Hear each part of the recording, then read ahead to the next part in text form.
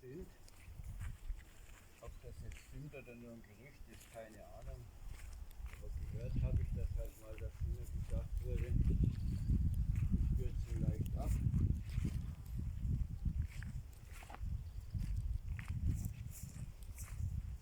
Und ein Stück Mauer.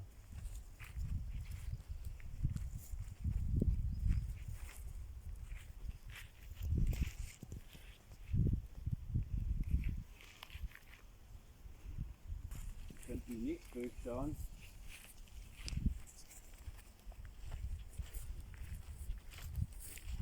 Aber ist klar, die dürfen im Museum ja keine funktionstüchtigen Maschinen hier stehen haben.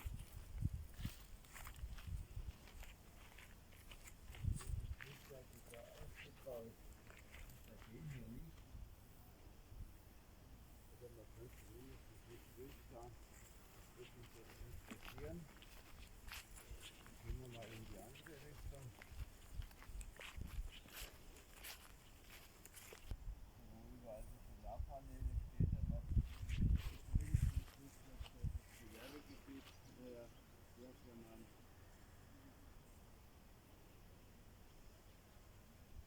Jetzt habe ich hier aber kein gesehen, was das für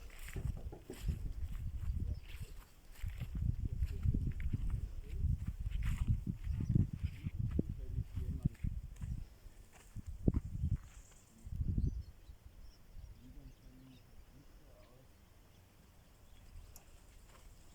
Nachhaltig, das hätte ich noch erkannt, aber seitdem hier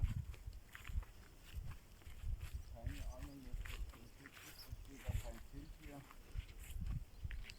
Hier steht was.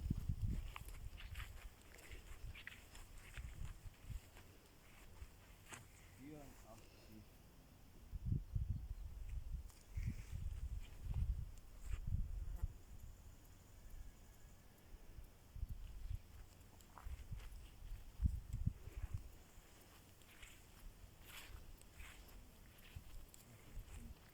Zwei, zweite Satzung.